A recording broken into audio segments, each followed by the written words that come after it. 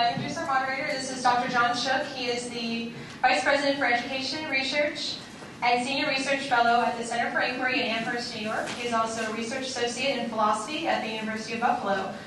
His latest book is The God Debates, a 21st Century Guide for Atheists and Believers and Everyone in Between.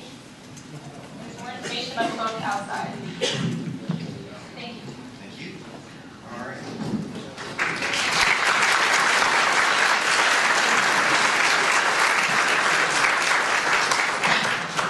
Well, good evening, and thank you very much for coming out tonight. I think it's going to be a fascinating evening.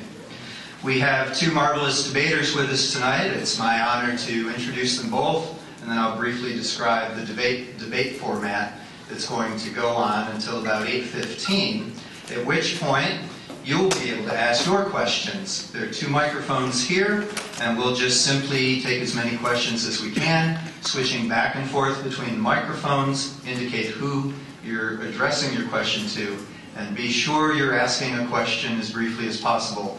It is my additional honor to cut anyone off who seems to be giving a speech, but I'm sure that won't happen. Tonight's format is all about morality. How do we define morality? Do people need God to be moral? If not, where do our morals come from? Are good works just behavioral, or biological, or biblical? What does it mean to be human? And can a person be fully human without God? Our two speakers tonight are Matt Dillahunty and Father Hans Jacobse. Matt Dillahunty is the president of the Atheist Community of Austin in Texas. He is host of the popular public access television and internet show called The Atheist Experience. He was raised as a fundamentalist Baptist, and he was on track to become a minister until he started asking questions about the reasons for his belief. He rejected religion and now serves as a public voice for rationality and secular morality. Father Hans Jacobse is an Antiochian Orthodox priest.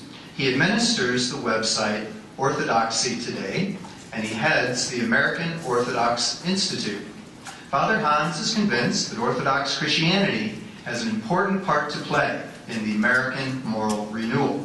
He views the current world as a battle between competing moral visions of the secular and the sacred, and he hopes that Christianity can restore the moral traditions of the Gospels. Please welcome our speakers.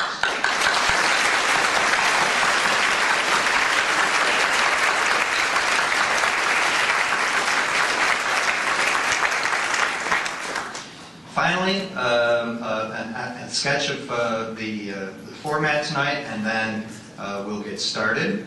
Each speaker will have 10 minutes to make their opening remarks and statement of their position. Then each will have 5 minutes to react directly to what the other has said in their opening address.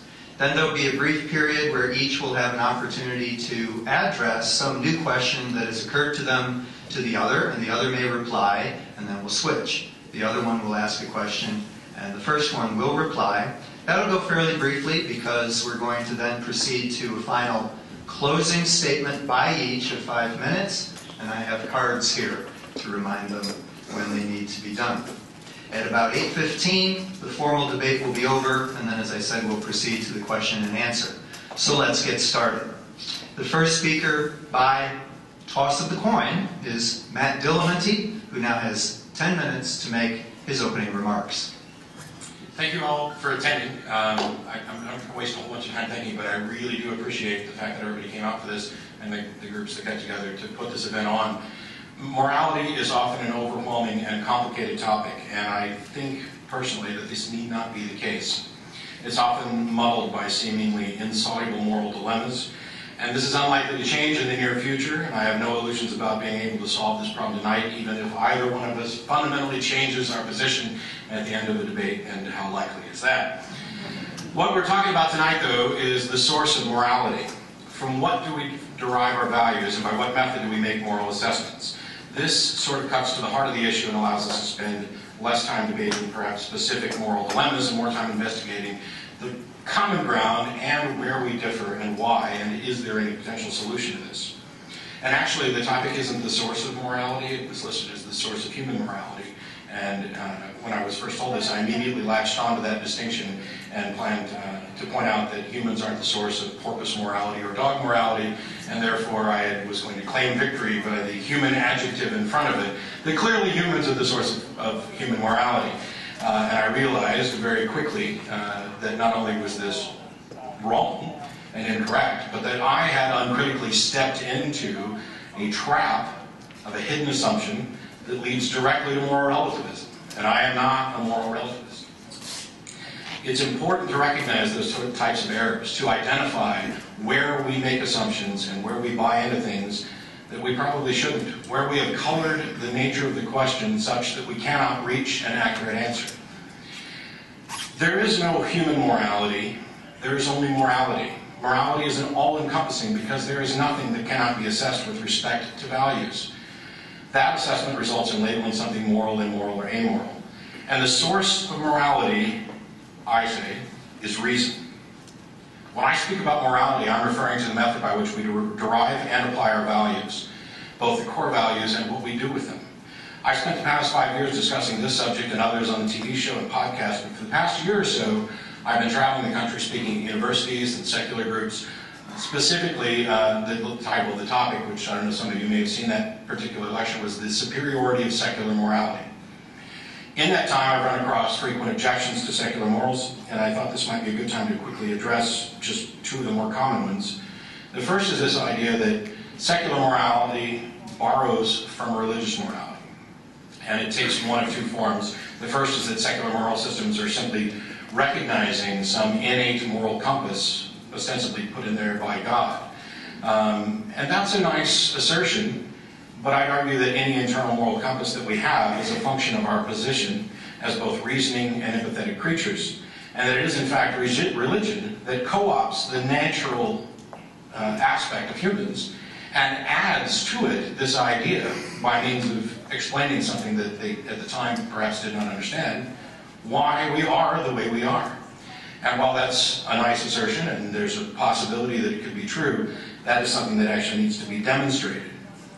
The second form that this argument often takes is that morality has traditionally fallen within the purview of the religious elite or the schools of religious thought. And I find that argument just ineffectual because we are very much a species that builds off of what we've learned. So what does it matter if we learned things from religious individuals, great thinkers? There have been great thinkers in many different categories, but the fact that a great thinker about morality happened to be religious is no more a testament to the truth of their religious assertions than that a great thinker in the field of astronomy happened to also be religious. The information that they come by does not point necessarily to inspiration from some external source. The second big objection to secular morality that I get presented with is this issue that there is no external authority. This often comes in the form of a common sense argument, as in, you cannot be good without God. But the more robust versions assert that secular moral systems have this seemingly terrifying problem of having no definitive authority. Each individual's conscience supposedly dictates what they consider right or wrong, and secular systems wind up with competing claims and no clear resolution. I'd argue that this is exactly the situation that we have with religious moralities. The claim, by the way, that there are no easy solutions if there's no external authority seems entirely backward to me. First of all, why should we seek a method that's easy? Shouldn't we be seeking a method that's right? Shouldn't we be seeking a method that leads to truth? Easy answers are not always the right ones. The fact that morality is complicated and requires thought and effort doesn't mean that we should opt for an easier solution just to save ourselves time. What we have are competing religious ideas about morality between religions and within religions. Christian morality, Muslim morality, Buddhist, Jain, Jewish. And without a given religion, and within a given religion, take Christianity for example, we have competing claims from within that religion.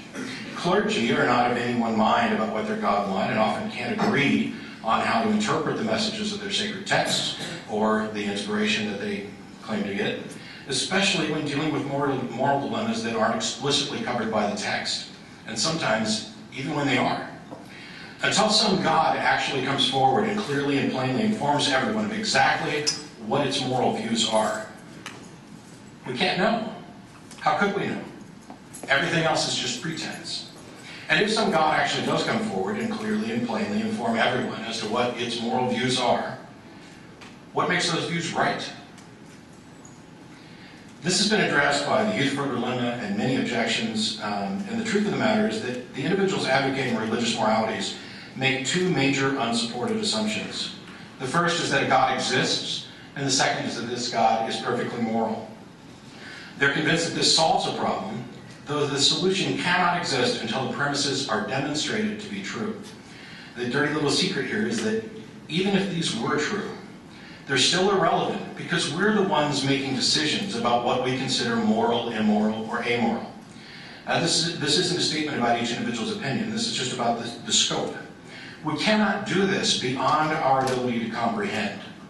It would, I contend, be immoral to hold any being responsible beyond its ability to comprehend.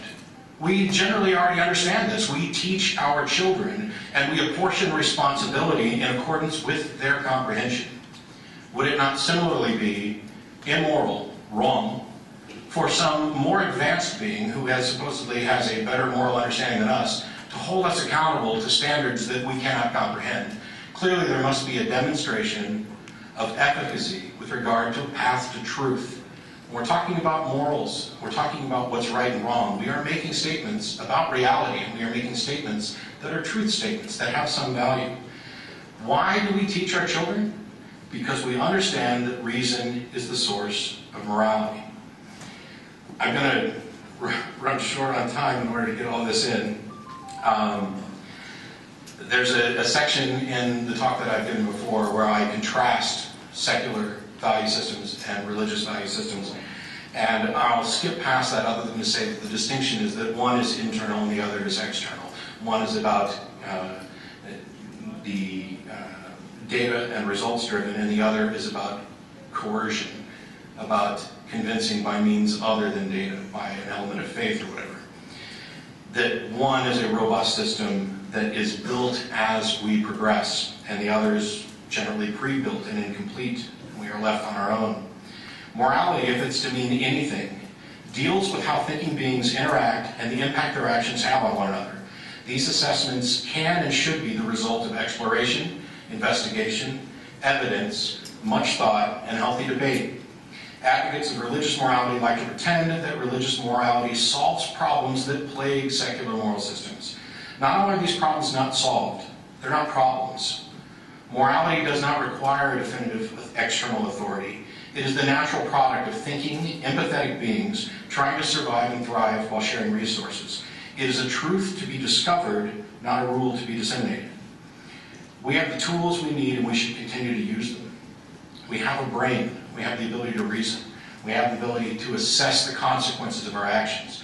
We have the ability to look at and compare what values we hold with respect to the results those values deliver.